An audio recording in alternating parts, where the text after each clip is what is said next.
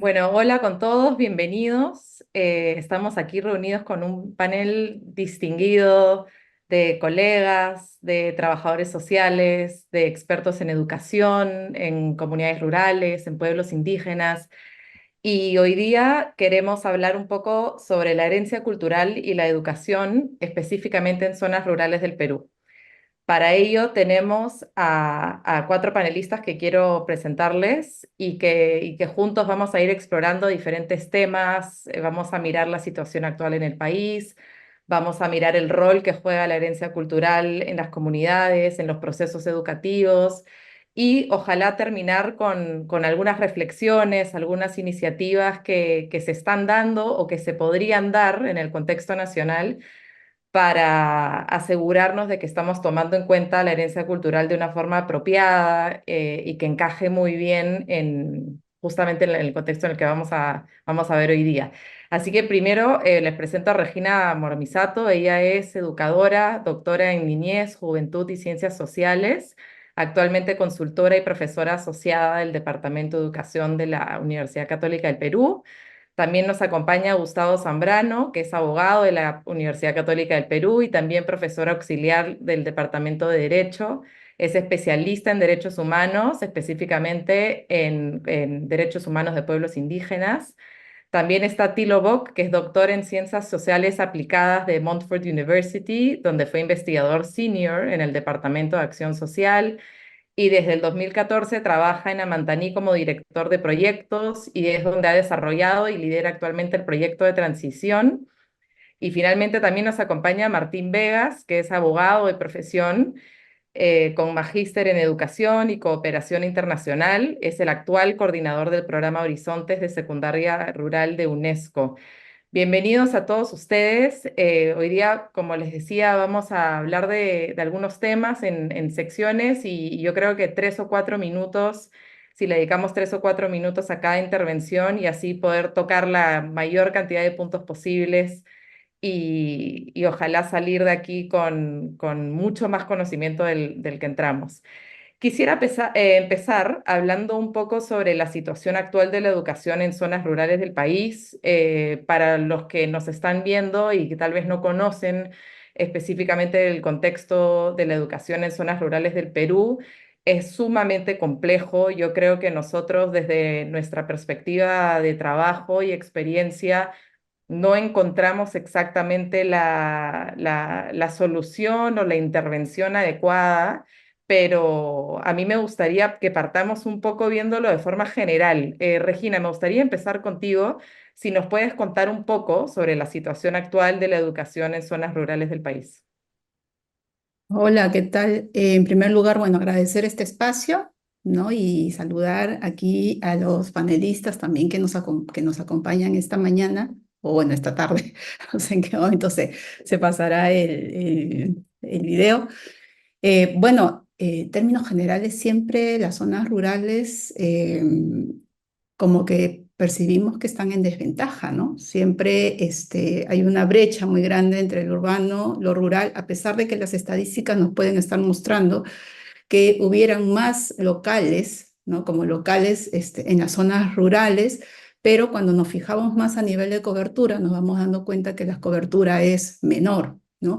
Pero eso también responde, porque justamente Sara, tú iniciaste diciendo eso, la complejidad de lo rural, ¿no? Entonces no existe una sola ruralidad, sino existen muchas ruralidades, ¿no? De ruralidades que se van formando de población, digamos, migrante a la zona, y en específico cuando uno entra, por ejemplo, en la zona de la Amazonía, que es una zona bastante compleja, por así decirlo, puedes encontrar el rural ribereño, puedes encontrar el rural hispanohablante, puedes encontrar el rural concentrado, el rural disperso. Entonces eso hace también que el abordaje en el tema de educativo, el llegar hacia los niños, hacia los jóvenes, los adolescentes, también se vuelva toda una tarea interesante, diría yo, pero que al final la percepción que solemos tener es como que en las zonas rurales nos hemos quedado un poquito congelados en el tiempo, ¿no? Pareciera ser que no han habido muchos avances y con eso no quiero ser, digamos, mezquina en no reconocer iniciativas que se han dado a lo largo del tiempo para mejorar la calidad de la educación rural. Creo que tenemos que reconocer que ha habido un esfuerzo por ir aumentando la cobertura, ¿no? Que es ahorita, ¿es suficiente? No, todavía tenemos brechas en la educación inicial, sobre todo en niños, que es el primer escalón, digamos, de la educación básica regular, y también tenemos todavía un gran forado y esfuerzo que hacer sobre la educación secundaria, ¿no? Tal vez la educación primaria sea la que mayor cobertura tiene en estas zonas rurales, pero sin embargo hay un fuerte problema de deserción, abandono, sobre todo en los picos que tienen que ver con las transiciones, ¿no? Transitar, sobre todo desde de la primaria hacia la secundaria, tenemos ahí un pico de deserción, y después de allí ya la deserción se eleva hacia el cuarto de secundaria, digamos, el abandono escolar, ¿no? Para que se entienda, los de quinto año ya no se ve tanto porque finalmente es el último año, pero sí esa transición del quinto de secundaria hacia el mundo, digamos, de la educación superior, sí también se ve otro desfase, ¿no? Eso, digamos, a nivel de cómo transita un alumno dentro del sistema educativo en estas áreas rurales. Por otra parte, podría señalar rápidamente que tenemos que ver con este tema también de que no encontramos todavía una definición clara sobre cómo abordar esta visión, esta cosmovisión de las poblaciones, sobre todo nativas, indígenas, con esto que el sistema educativo formal, si se quiere decir, como diseño curricular nacional, solicita, ¿no?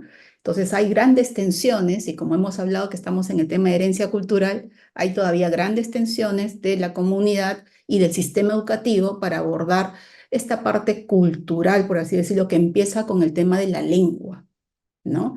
Tenemos comunidades y familias que se resisten que en las escuelas se enseñen la lengua nativa, pero tenemos otras comunidades y otros pueblos indígenas que sí quieren y es más, exigen a maestros bilingües dentro de las escuelas, ¿no? Entonces, como que hay muchos conflictos en el medio y que hay muchas iniciativas desde la iglesia, desde la UNESCO, aquí está Martín acompañándonos, están haciendo un esfuerzo interesante desde Horizontes, desde ONGs, ¿no? Pero pareciera ser que necesitamos tener una fuerza más grande para poder llegar en menos tiempo, ¿no?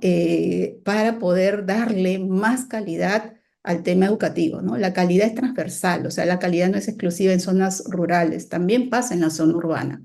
Pero creo que el deterioro de los aprendizajes que estamos viendo en la estadística, como al pasar los años, la curva de los logros de aprendizaje que justamente se va tomando la evaluación censal del logro de aprendizaje del Ministerio de Educación, vamos viendo a lo largo del tiempo cómo empieza la curva de aprendizaje a caer como señal de un deterioro de los aprendizajes, ¿no?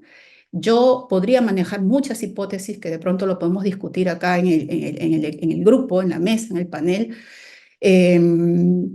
pero todavía no te podría decir a ciencia exacta qué cosa está contribuyendo a esta baja y este deterioro del aprendizaje en los chicos de la educación básica regular, ¿no? Bueno, aparte de eso podríamos conversar un montón de cosas, porque aparte de eso tenemos el problema de discapacidad que no se ve, ¿no? Tenemos algunos otros problemas también que de pronto surgen ahí, como trastornos de desarrollo que tampoco se ven y no se saben cómo abordarlo. Entonces, por ahí dejo mi comentario, no he querido llenar de estadística porque creo que no es tanto eso lo que necesitamos en este espacio de discusión, ¿no? Claro, gracias Regina. Y qué interesante porque aquí ya hemos tocado varios puntos que vamos a ir desarrollando que tienen que ver con diversidad, que tienen que ver con la deserción, que tienen que ver con esa transición y esa, esa dificultad que tenemos de como unir una con otra, particularmente como tú mencionaste, hablando de infancia y en edad temprana. Yo quisiera trasladarle esta idea a Martín, que viene trabajando con adolescentes, con jóvenes de edad secundaria. ¿Cuál es tu análisis de esta situación, enfocándonos ya un poco más en jóvenes de edad secundaria? Sí, del 80% de adolescentes que logran culminar la secundaria tienen los peores resultados cuando se miden estas evaluaciones de matemática, de comunicación, están en 10% menos del logro de acuerdo a lo que deberían aprender en el currículo, 30% lograrán ingresar a una formación técnica o superior, 5% la van a terminar, ¿no? Esa es un poco la trayectoria del sistema educativo. Pero los adolescentes están en esa edad respondiéndose preguntas fundamentales. La primera es si su identidad personal y cultural les va a ayudar a salir adelante o es un freno. Ser quechua o ser aguajún o ser shipibo me fortalece o me debilita, ¿no? Ser mujer, ser adolescente, ser una chica adolescente me obliga a tener una pareja y finalmente por las presiones y situaciones quedar embarazada porque así, entre comillas, aseguro un futuro, ¿no? ¿Qué voy a hacer de mi vida profesional, laboral, ¿no? Entonces, la adolescencia, además de saber matemática, comunicación y estos datos, ¿no? que se tienen, la secundaria, el gran desafío que tiene nuestro país es de que no responde o no les ayuda a responder a estas preguntas, ¿no? En el programa Horizontes, cuando hacemos los primeros diagnósticos al empezar en un colegio, los chicos siempre nos dicen, miren, aquí en mi comunidad no hay nada interesante, profesor, no pasa nada, ¿no?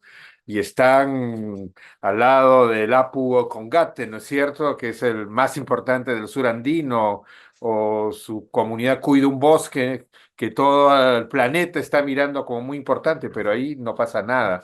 Y ese es el mensaje que reciben de una secundaria que es muy uniforme, que tienen el mismo libro de texto en la capital Lima o en una ciudad que ellos, cuyos profesores tampoco, si son de la zona, no necesariamente se valoran suficientemente, o son de otros lados, y el mensaje es ruralidad igual pobreza, ¿no? Entonces creo que un drama junto a lo que ha señalado Regina es cómo la escuela va reforzando esta idea de que para salir adelante tengo o que irme o que negar lo que soy, porque son sinónimos de pobreza como la que viven sus padres. Y ahí está, creo yo, las grandes encrucijadas que viven los adolescentes y a las cuales desde la educación más bien hay que contribuir a que la respondan de otra manera, ¿no? Sí, gracias, Martín. Yo creo que es muy interesante cuando empezamos a reflexionar sobre la perspectiva que tenemos nosotros de cómo son los jóvenes y los adolescentes de comunidades rurales y en realidad cómo se ven ellos. Y yo creo que esto es una parte esencial de nuestro trabajo como desarrolladores sociales y como involucrados en proyectos educativos en zonas que tienen esta complejidad. Tilo, yo sé que tú también tienes mucha experiencia trabajando con jóvenes de ese grupo, de esa edad. A mí me gustaría saber cómo resuena en ti un poco lo que ha dicho Martín, Regina, específicamente pensando en comunidades rurales de Loreto y Cusco. Gracias, Sara. Y bueno, como Regina ya lo mencionó y Martín también, la complejidad que se ve en las comunidades de Loreto y de Cusco son igual de fuertes y nosotros trabajamos con jóvenes en cuarto y quinto secundaria y le damos becas de estudios superiores y hablamos de jóvenes quechua y también jóvenes quichua que viven en el río Napo, que está a 8 horas de viaje de Iquitos. A Iquitos solamente se puede llegar en avión o en río, entonces son ciudades sumamente alejadas.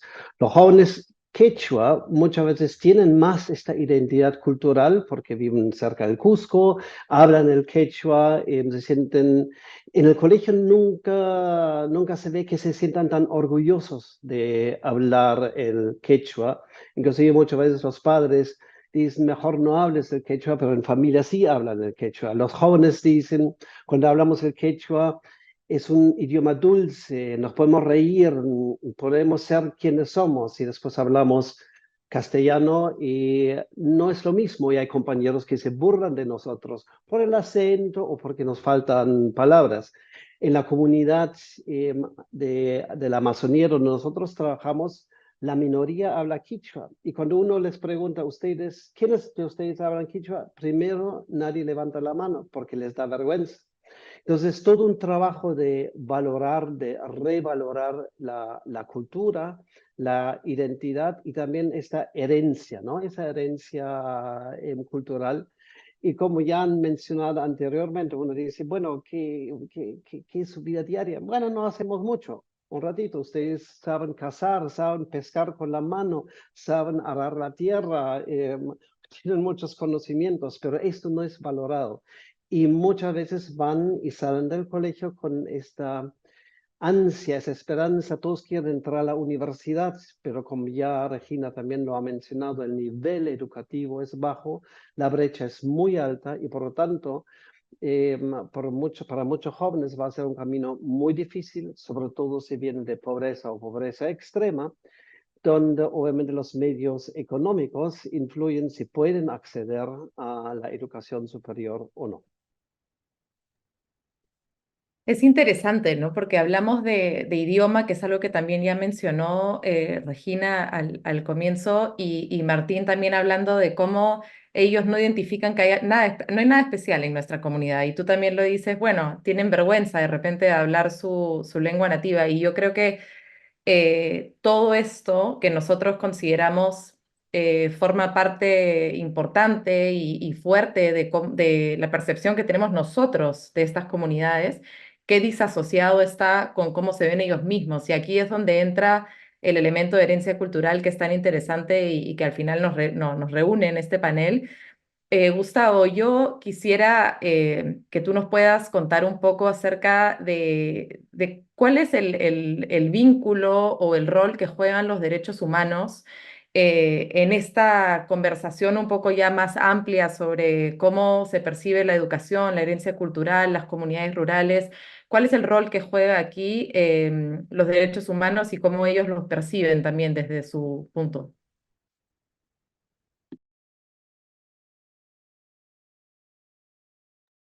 Ahí estás con el micrófono, eso es. ¿Qué tal? ¿Cómo están? Estaba escuchando las intervenciones de mis queridos compañeros aquí en el panel y me quedo con una frase que dice Martín, que es que la escuela puede reforzar estereotipos.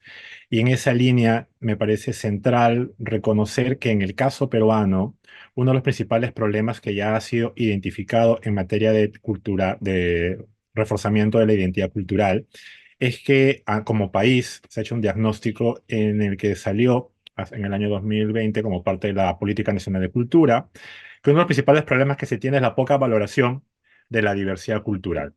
Entonces, esto es importante en términos de que lo que se busca es que el Estado, la sociedad en su conjunto, pueda generar acciones que permitan la valoración positiva de la diversidad cultural. Entonces, cuando estamos hablando de la educación, en un marco de derechos humanos, estamos hablando no solamente en términos del derecho a la educación, sino también el derecho a la identidad étnica y cultural. Y el Perú es un país que, además de diverso culturalmente hablando y lingüísticamente hablando, eh, tiene un 26% de su población como perteneciente a alguno de los 55 pueblos indígenas que actualmente existen dentro de las fronteras nacionales. 51 pueblos indígenas amazónicos y 4 andinos. Entonces, no solamente es un ejercicio de reconocer el valor de la diversidad en términos formales, sino también cómo le incorporas en mecanismos concretos que hagan operativo esa revaloración de la diversidad cultural en cada uno de los diversos espacios en los que nos encontraríamos. Se me viene a la mente una experiencia en una comunidad, en la comunidad de Sarpón, en Arequipa, donde, por ejemplo, a nivel educativo primario, se hicieron ejercicios para que los y las chicas pudiesen reconocer el uso de las plantas medicinales, pero no solamente como parte de una cuestión de biología, sino también como un encuentro de espacio entre los jóvenes y los adultos mayores, ancianos y ancianas, quienes les iban explicando el uso de la planta medicinal. Y cómo esto iba incorporándose en la práctica de la educación. Es decir, no solamente entender la educación como una transmisión lineal de conocimiento, sino como entender justamente lo que busca la herencia cultural, que es reconocer esa amplitud de lo que significa la cultura, donde están involucrados no solamente el idioma, sino también las prácticas, los saberes, los conocimientos, las cerámicas, la forma como se entiende el contexto.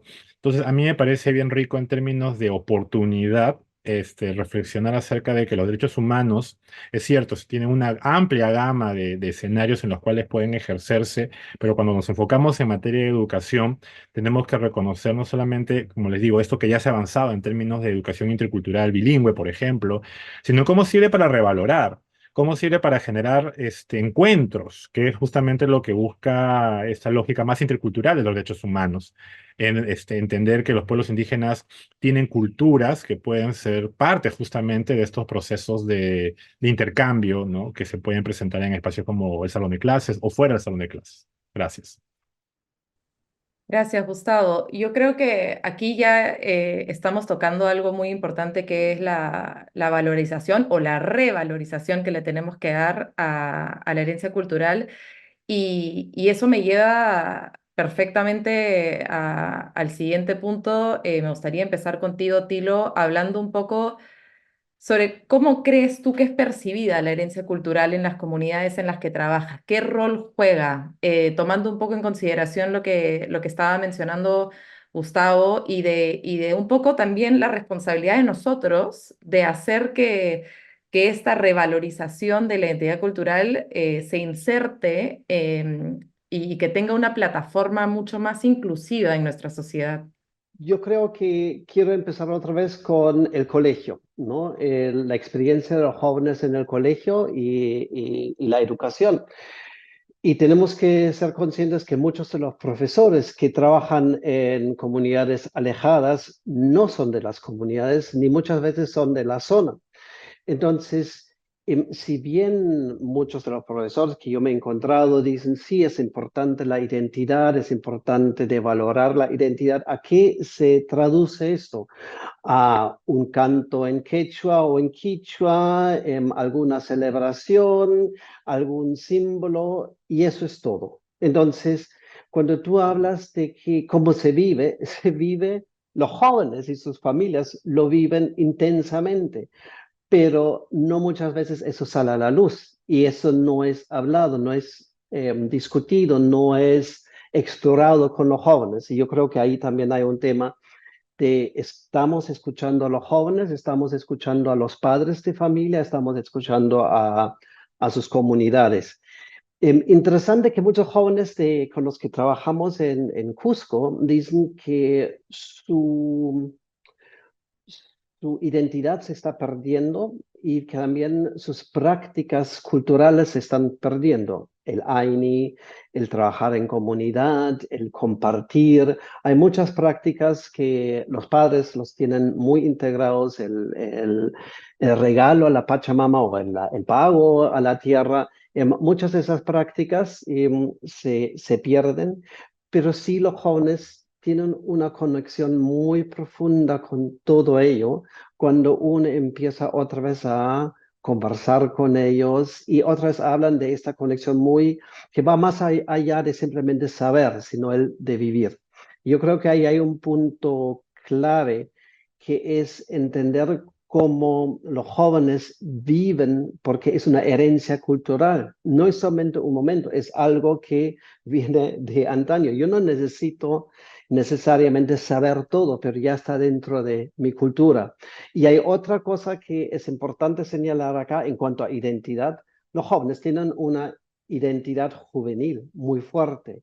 Los jóvenes escuchan el K-pop, escuchan música pop, rock, electrónica. Eso también es parte de su identidad.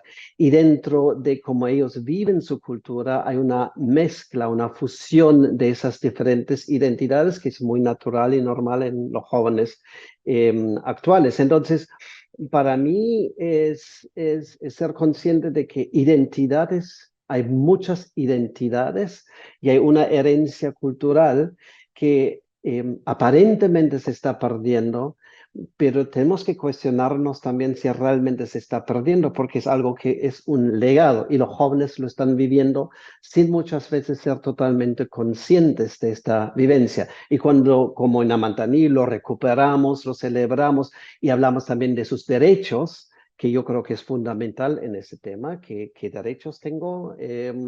Entonces ellos sí celebran esta identidad. Y nuestros jóvenes hemos hecho una encuesta cualitativa, hablan mucho de eso, de la importancia como en Amatamí lo estamos revalorando y esta facilidad otra vez de vivir su cultura. Gracias, Tilo. Me quedo con la palabra fusión. Creo que esa es una excelente forma de describir Perú en en más de una categoría. Y es interesante, ¿no? Porque hasta qué punto también nosotros estamos forzando una revalorización de su cultura en lugar de dar este espacio de reconstruirlo de otra forma, como dices tú, con elementos de música moderna, con lo que es real para ellos en su contexto. Em, a mí me gustaría, Regina, si tú nos puedes contar un poco sobre, pensando en esta diversidad y además en este reconocimiento de identidad cultural, ¿qué tan inclusivo realmente es la educación en Perú en este momento y si considera o no esta diversidad cultural en sus políticas educativas? Teóricamente, ¿qué tan inclusivo es? Del 1 al 10, tal vez te pondría, teóricamente, del 1 al 10, tal vez pondría 8. Pero en la práctica, del 1 al 10, mira, le pondría 2, ¿no? Porque, digamos, el papel aguanta todo, digamos, ¿no?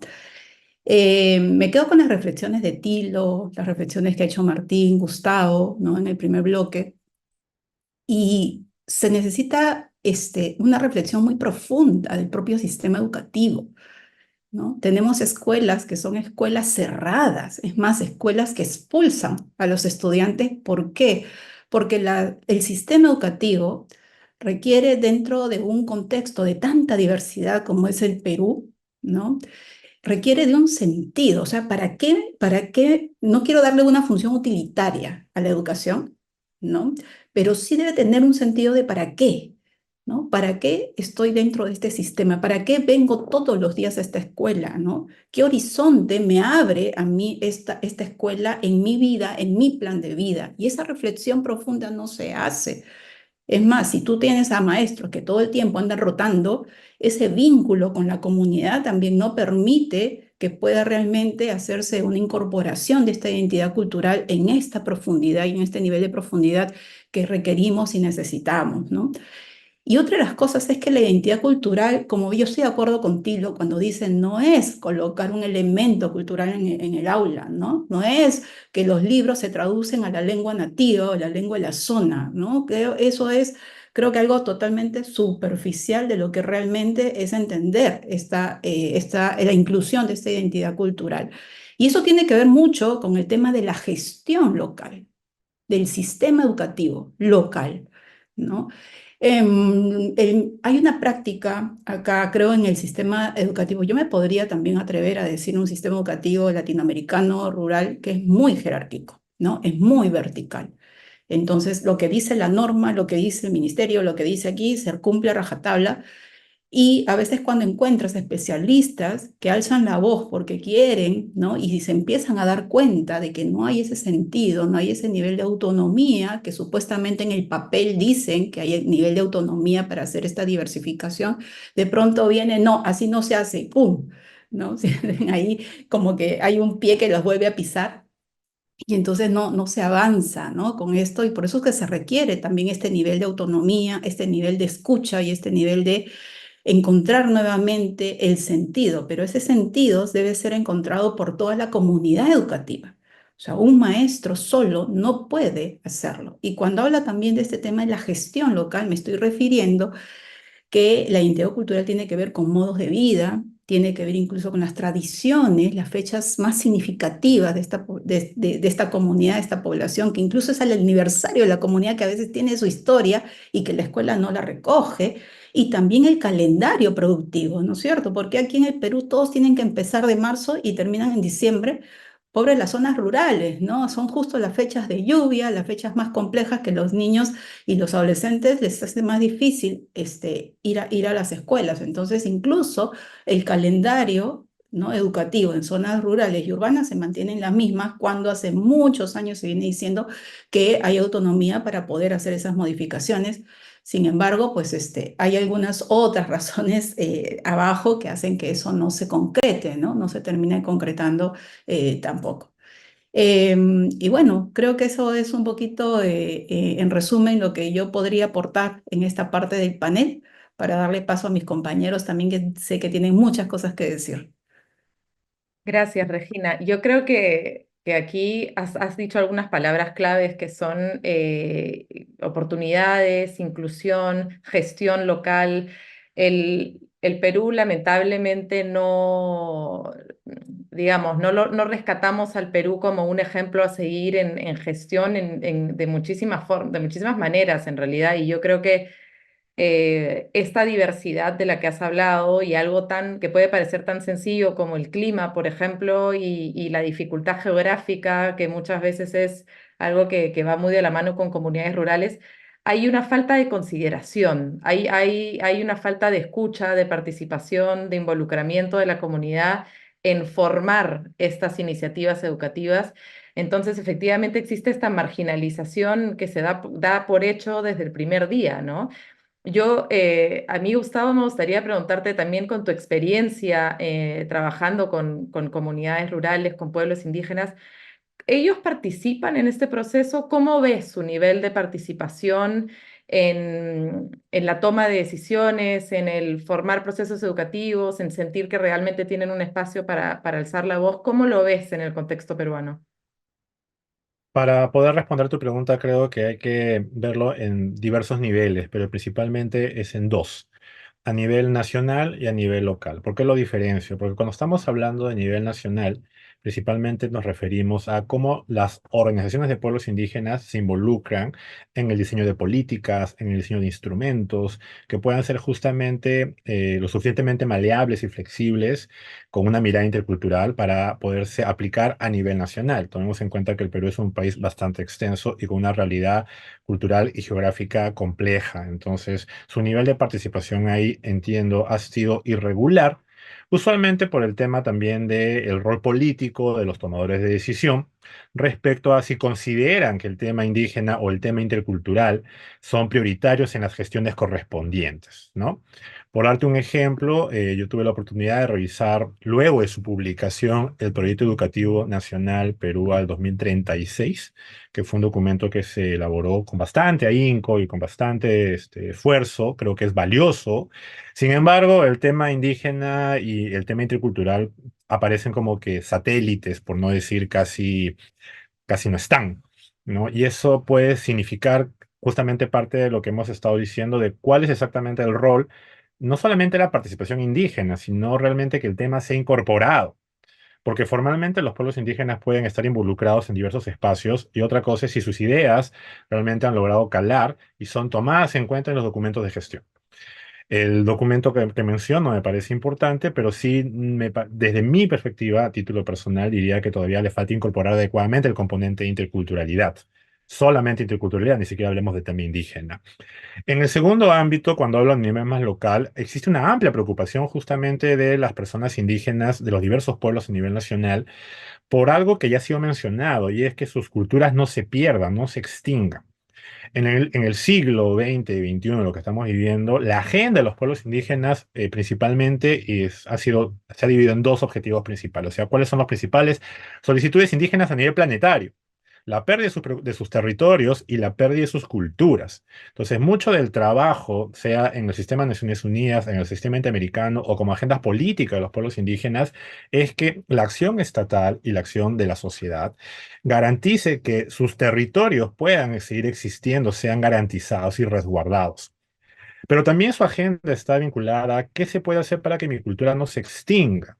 Y una preocupación detrás de la extinción de las culturas es que los pueblos indígenas perciban o sientan que se le están imponiendo modelos de desarrollo que probablemente pueden ser los más bien intencionados posibles, pero que ellos y ellas no han sido parte del diseño y de la forma de pensar si esa idea de desarrollo o modelo educativo conversa con mis reales necesidades, conversa con lo que estamos viviendo aquí en esta realidad en la que se van a quedar finalmente. Y la idea es que ese componente cultural sea parte, ese saber Porque un tema que me parece importante también resaltar es que los pueblos indígenas no solamente hablan de herencia cultural, hablan de saberes, un diálogo de saberes y encuentro de saberes, y que esos saberes estén presentes a través de sus palabras, sus miradas, y también con un rol preponderante de las mujeres indígenas y de las madres indígenas en estos espacios de participación. Entonces yo creo que cada vez más existe una amplia articulación a nivel local que puede evidenciar prácticas bastante buenas, bastante salvables que hay necesario rescatar. Pero como digo, diferenciando espacios, ¿no? Una cosa es a nivel nacional, otra cosa más a nivel local. Gracias. Gracias, Gustavo. Yo creo que a veces da la sensación que hay como un checklist, ¿no? Que el gobierno dice, bueno, perfecto, hemos incluido tal cosa, hemos incluido, por ejemplo, inglés en la currícula, pero eso se siente casi como simplemente por elevar ciertas estadísticas o por incluir un elemento de estamos cumpliendo con la norma, ¿no? Lo que se exige de nosotros sin realmente considerar si esto es apropiado, si esto, como has dicho tú, Gustavo, si esto realmente conversa con la lengua, con los saberes, ¿no? Entonces, volviendo un poco al enfoque juvenil y a los adolescentes, a los jóvenes en general, Martín, ¿cómo ves, cómo crees tú que se sienten ellos en este proceso? ¿Cómo crees que ellos sienten que tienen un espacio desde una mirada un poco más crítica? ¿Qué hace falta para que los jóvenes, los adolescentes de estas zonas rurales, de las comunidades indígenas, realmente se sientan identificados en estos procesos?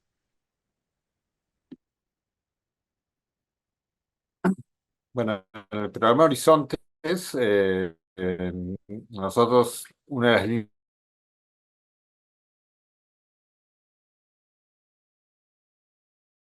damos es la de habilidades socioemocionales, ¿no?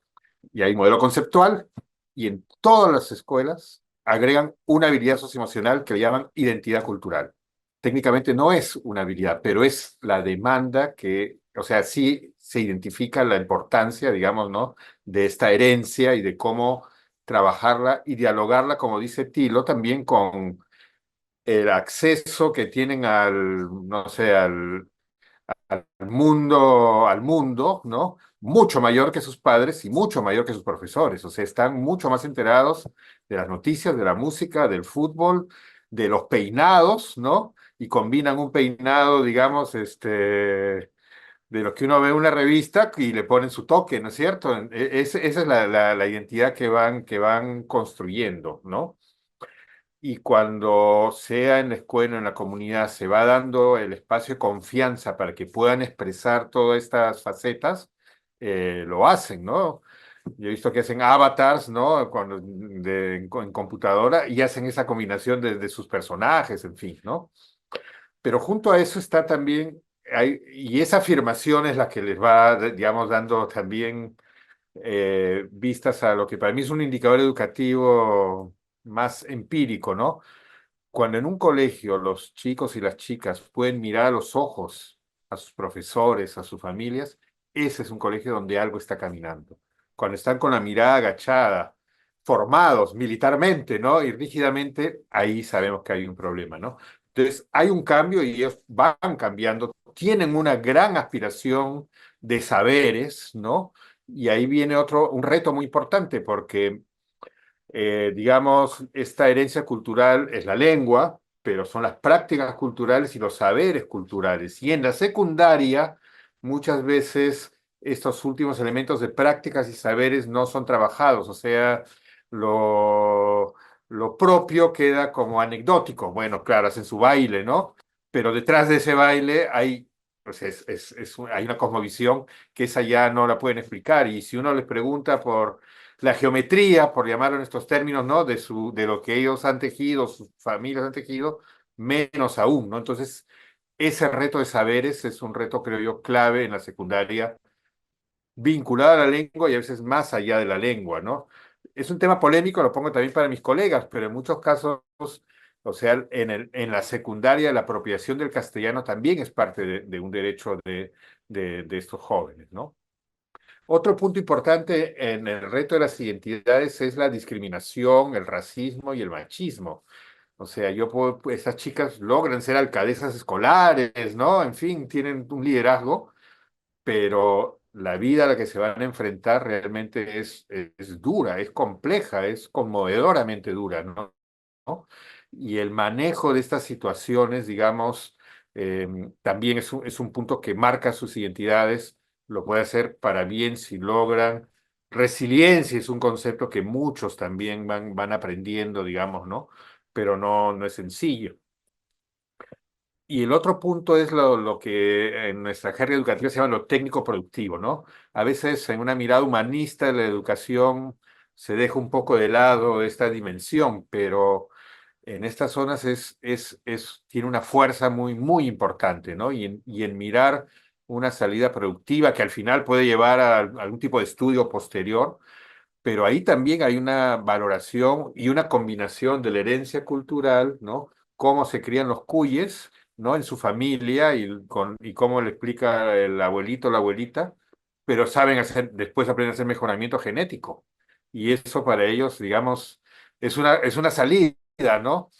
Y finalmente, hay el tema de la participación en la comunidad. Como la adolescencia no es una categoría, digamos, que nace de la herencia cultural, sino que se crea con la secundaria, etcétera, el lugar y los derechos de un adolescente en su comunidad también son un desafío fundamental a trabajar en la dimensión educativa comunitaria, porque muchas veces no tienen un lugar como el que ellos ya con la energía que tienen y la potencialidad podrían llegar a ejercer, ¿no? Y sobre todo en las adolescentes eso crea graves problemas, ¿no? O sea, sí, para ellas muchas veces irse no es por un tema económico, irse es porque si no, están sometidos a unas reglas de pareja que ya no quieren, ¿no? Y entonces estos temas también de derechos dentro de la comunidad creo yo que son un tema bien importante en esta afirmación de la identidad de los jóvenes, ¿no? Gracias, Martín. Hay tantos subtemas ahí para desarrollar tantos paneles aquí que no me quiero salir mucho del tópico, pero yo me identifico mucho con lo que dijiste acerca de cuando visitas colegios en el Perú y los niños te miran a los ojos. Yo he trabajado muchos años con Tilo y yo creo que nosotros hemos visto una evolución de eso en nuestros propios proyectos en Cusco y algo como eso realmente sí es un reflejo importante de cambios transformativos en la educación de ese espacio. Así que coincido totalmente contigo. Y además del rol que está jugando la tecnología en la construcción social y en la herencia cultural de estos jóvenes, que también se presta para otra larga conversación. Me gustaría pasar al último bloque que hemos sido un poquito más críticos en este segundo espacio. Yo creo que realmente con la experiencia que tienen ustedes y conociendo en profundidad el Perú, es importante tener esa mirada crítica, pero creo que también es importante que veamos la educación como derecho fundamental, que todos aquí coincidimos claramente en eso, y en la creación de las relaciones horizontales en estos procesos. A mí me gustaría empezar contigo, Gustavo, este bloque acerca de qué iniciativas destacas tú en el contexto de comunidades indígenas o qué proyectos o qué movimientos has visto tú que piensas que vale la pena mencionar y que son un reflejo de buenas prácticas en este proceso. Yo quiero quedarme con una idea fuerza que me parece central en términos justamente de lo que Martín estaba diciendo y de ahí puedo hacer mención a algunas experiencias positivas. Y tiene que ver justamente con cómo haces para que ese valor cultural del grupo, ¿no? Sea Xánica, sea Nomashigenga, sea Quechua, no se diluya frente a los componentes externos que puedan presentarse, sino que conversen, que vayan a la par.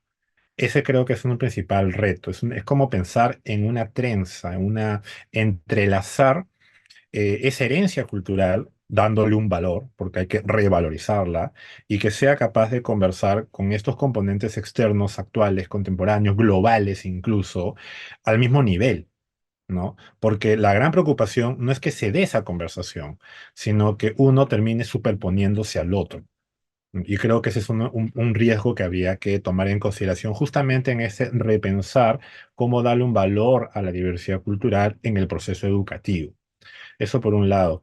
Sobre experiencias, yo quiero partir por hacer mención que recientemente, yo diría la semana pasada, si es que no antes o después, se ha publicado un libro por parte de UNESCO, que en inglés el título es Celebrating the Living Heritage of Indigenous People.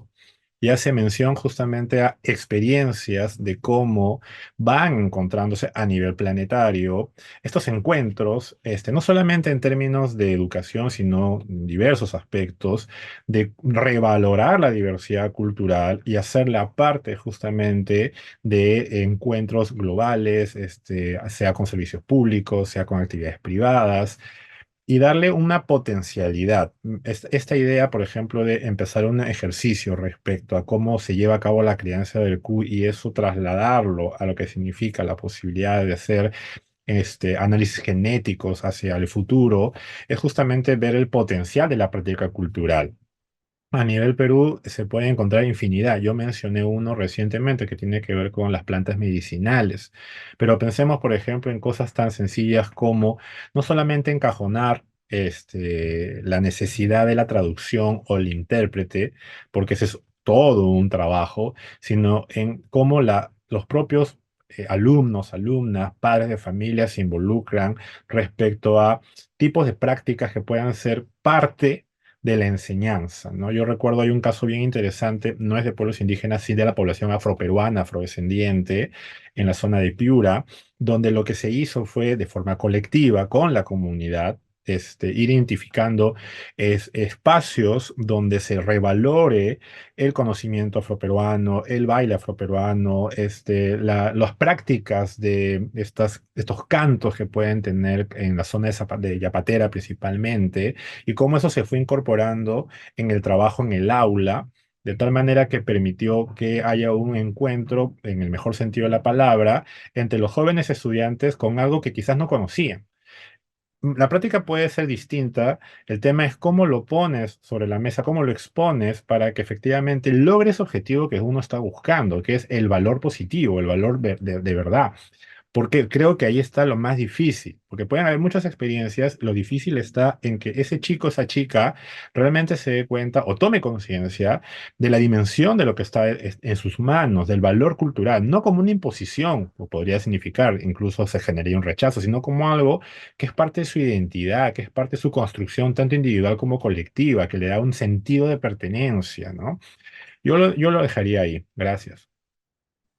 Gracias, Gustavo. Y Martín, algo muy parecido para ti, pensando ya en el programa Horizontes, ¿qué espacio le dan a la herencia cultural dentro del programa? O si tú has visto que todos los temas relacionados a la herencia cultural, si es que alguno de ellos resuena un poco más en los jóvenes con los que ustedes trabajan.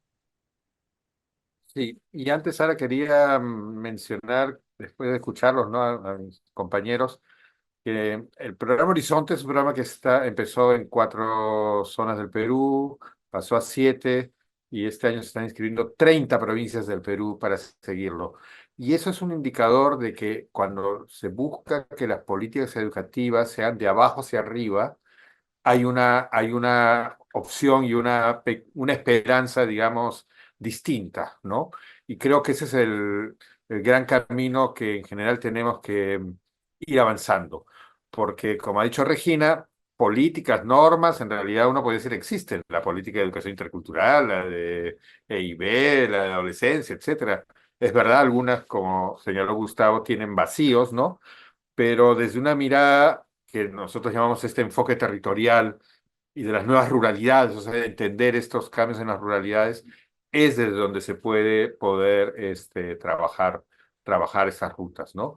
Y ahí es donde los adolescentes, creo yo, van encontrando este camino, digamos, donde la secundaria cobra vida, ¿no? Yo creo que hacemos una reflexión, esta que nos pedía Regina, más profunda. Bueno, ¿para qué es la secundaria? ¿Es para ir a la universidad? ¿Es para ser abogado o ingeniero? No. Nosotros hablamos del proyecto de vida de la persona y de la comunidad. Y eso, claro, tiene un sentido distinto en una zona que en otra, etcétera. Y ahí se va definiendo el interés de los adolescentes por ellos mismos y por buscar esas conexiones distintas con las comunidades, ¿no? Entonces, y creo que tal vez más en Amazonía, y de repente Tilo también puede complementar, yo veo una oportunidad interesante en todo este trabajo que hacen organizaciones más bien ambientales, que trabajan los temas del clima, de bionegocios, etcétera. Ellos no entran a la escuela, ¿no? Normalmente su público es mayores de edad, pero si logramos que haya una conexión, yo creo que sería, y es algo que hay que trabajar, o sea, para mí ese es un objetivo, digamos, este, de quienes estamos en esas colectividades, digamos, creo que se abren muchísimas oportunidades, ¿no? Los colegios muchas veces dicen, no, eso es extracurricular, ¿no? Entonces va una ONG y trabajan cómo cuidar el agua, ¿no es cierto?, etcétera, después del horario escolar, cuando es lo más educativo, digamos, que podría existir. Y cuando uno ve a un chico investigando esa situación del agua en su comunidad y de la cocha y de por qué pasa tal o cual cosa y de si pueden repoblar con peces y si son peces de tal o cual, ahí es donde resurgen nuevamente las prácticas y ojalá también los saberes, ¿no? Yo creo que esas conexiones son unas que en la trenza que decía Gustavo nos van a permitir avanzar, ¿no? Por último, recuerdo, me venía a la mente un caso, ¿no? Nosotros trabajamos en una comunidad que se llama Sarwa, que ellos producen unas tablas pintadas que son patrimonio de la humanidad, ¿no? Reconocido por la UNESCO. Tienen toda una historia porque además sufrieron todo el tema de la violencia, el terrorismo, violación de derechos humanos, migraron acá, etcétera. Ellos lo que pidieron es enseñar de manera pedagógica a las tablas de Sarwa en su colegio, ¿no? Que es un colegio realmente donde la herencia cultural se vive en todos lados. Eso les llevó a la comunidad a tener que hacer una guía técnica de cómo se elabora una tabla de Sarwa. Y al hacer eso, una recuperación del saber que normalmente era solamente, digamos, tradición oral, ¿no? El maestro artesano mayor lo iba transmitiendo, etcétera, y tiene hoy un valor que no está, bueno, puede ser técnico, pedagógico, pero es sobre todo que la comunidad ha podido poner en blanco y negro una memoria propia y los chicos lo hacen y lo recrean, ¿no? Y entonces uno ve que ahora hacen otro tipo de tablas, pero desde su herencia cultural, ¿no? Entonces, sí, lo productivo, pero el arte también es algo que moviliza mucho a los estudiantes. También he encontrado que el deporte, ¿no? Es interesante. En Perú hay las chicas campesinas futbolistas, ¿no? Y así, ¿no? Entonces sí creo que hay muchos campos, o sea, donde si se da este tipo de trenza, como decía Gustavo, los jóvenes caminan, ¿no? Y el Perú es un país que sin su mundo rural y sin su herencia cultural no tendría ningún valor. O sea, lo que es el presente y el futuro del país es lo que ocurre en estas zonas que por un lado están pobres y explotadas, pero por otro lado son las que sostienen a nuestro país, ¿no? Gracias, Martín. Me encanta esta imagen de la trenza. Yo creo que es la intersección de tantas áreas y tantas personas que si no nos empezamos a entender y no funcionamos juntos en este entrelazado, realmente no llegamos muy lejos. Y es verdad, el Perú no es mucho sin la diversidad que tiene, la cultura, los idiomas, demás, ¿no? Yo creo y además creo que es una de las razones por las que hablar de este tema hoy es tan importante y lo que nos trae aquí. Estamos realmente intentando darle un espacio a la importancia de la herencia cultural y el rol que juega en el Perú en este caso. Tilo, Martín ya lo mencionó un poco, pero sobre jóvenes que luego continúan, que continúan con la educación superior, con el empleo, con la importancia de trabajar en esa transición. Justamente así se llama el proyecto de Amantaní y yo te quería preguntar, ¿cuál es el rol que juega esta identidad cuando ellos toman ese siguiente paso hacia, ya sea hacia la educación superior o hacia el empleo formal? Bueno, quisiera mencionar algo que dijo Martín. Yo creo que es fundamental. de que primero no debemos verlo como etapas aisladas, es una transición y es un proceso. Una de las cosas que siempre he llevado conmigo, he trabajado con una directora en Inglaterra fantástica, mi mentora, que siempre dijo, Tilo, confía en los procesos. Entonces son los procesos. Y transición es un proceso que empieza en el colegio y termina cuando los jóvenes se insertan al mercado laboral. Y una cosa que, un poco lo que dice Martín, para nosotros en la Mantaní, el proceso empieza en el colegio, donde invitamos a un joven que estudia ingeniería agrónoma o ambiental a dar una charla a los jóvenes, donde una madre de un joven que estudia, que es líder de líderes de comunidades amazónicas, muy orgullosa como mujer, como una mujer que hace campañas, habla a los jóvenes de la Amazonía, tiene un impacto fundamental en cómo los jóvenes se ven, cómo se proyectan y cómo formulan sus aspiraciones, porque ahí empieza, en el colegio muchas veces las aspiraciones son muy limitadas.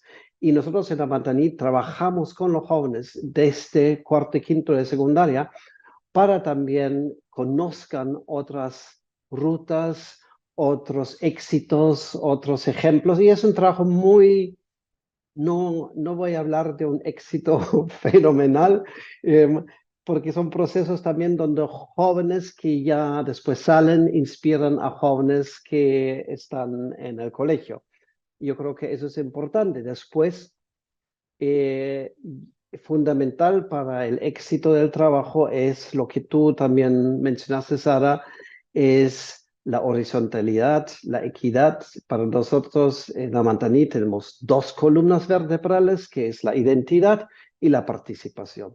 Y la participación, como acá se llama protagónica, jóvenes que cuando nosotros entrevistamos a un nuevo personal, entrevistan con nosotros y tienen el poder de decir, no queremos a esta persona, obviamente los capacitamos y justamente no nos parece una persona adecuada porque no entiende nuestra cultura, no entiende nuestra identidad o no habla el idioma que nosotros hablamos. Y no estoy solamente refiriéndome al quechua, puede ser también el idioma de la persona joven. Padres de familia que forman también su junta de padres, tenemos una junta de jóvenes, donde dicen, bueno, nosotros queremos que esto se haga así y no así. Un ejemplo, en una junta, a nosotros no nos gusta hablar de castigos, sino de consecuencias. En Cusco muchas veces las consecuencias son monetarias, a mí no me gustan las consecuencias monetarias, entonces dije, ¿por qué no hacemos otra cosa?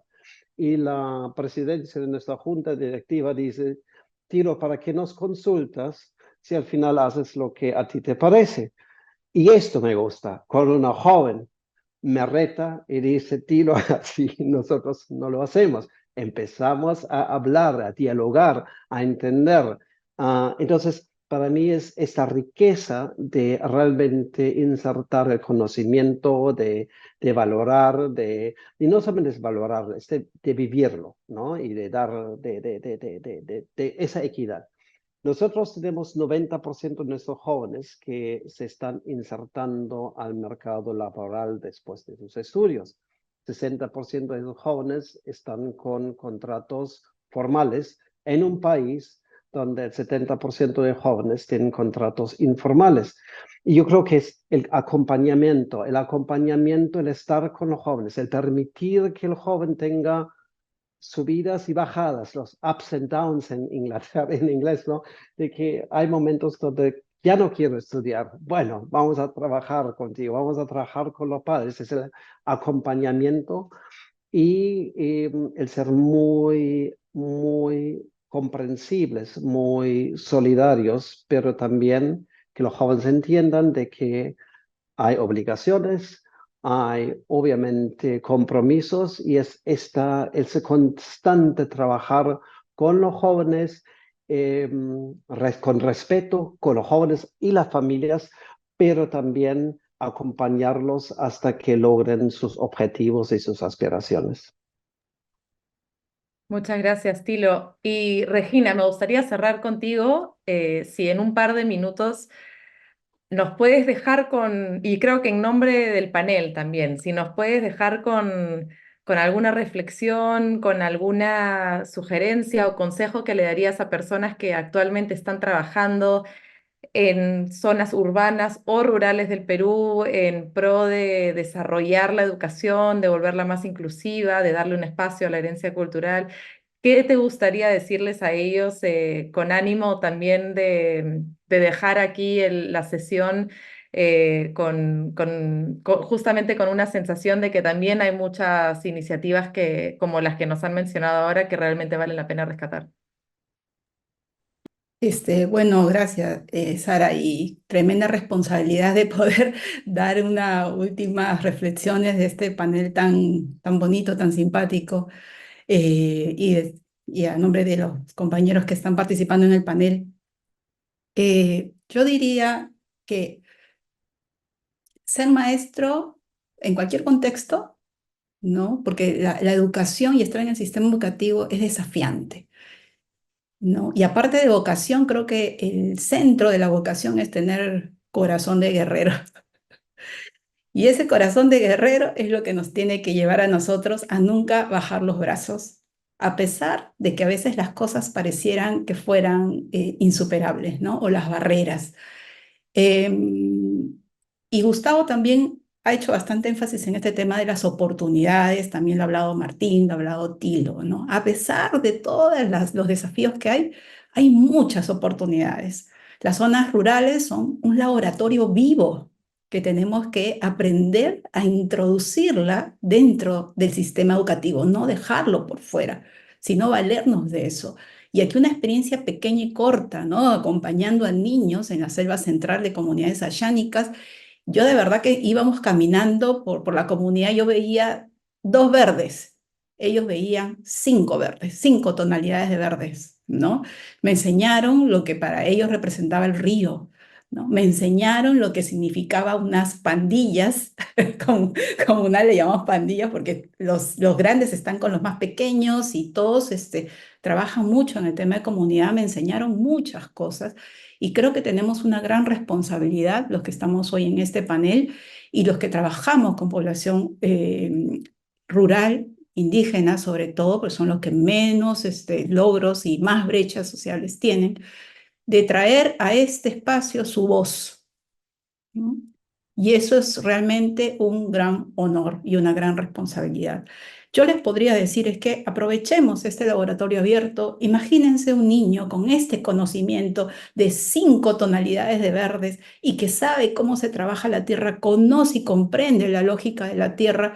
¿Se imaginan a este chico, un ingeniero agrónomo, abriendo la puerta al mundo, digamos, occidental, por decirlo así, al mundo de la ciencia, pero al mundo de la sabiduría que se ha ido construyendo durante años? O sea, eso es potente.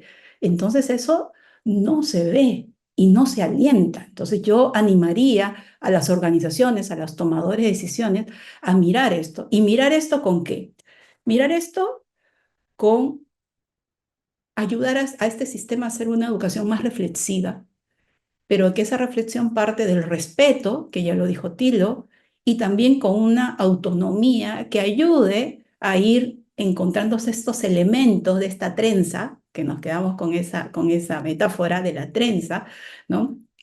Y que por último, el control cultural de hasta dónde yo acepto lo que viene de fuera en mi comunidad depende de la comunidad.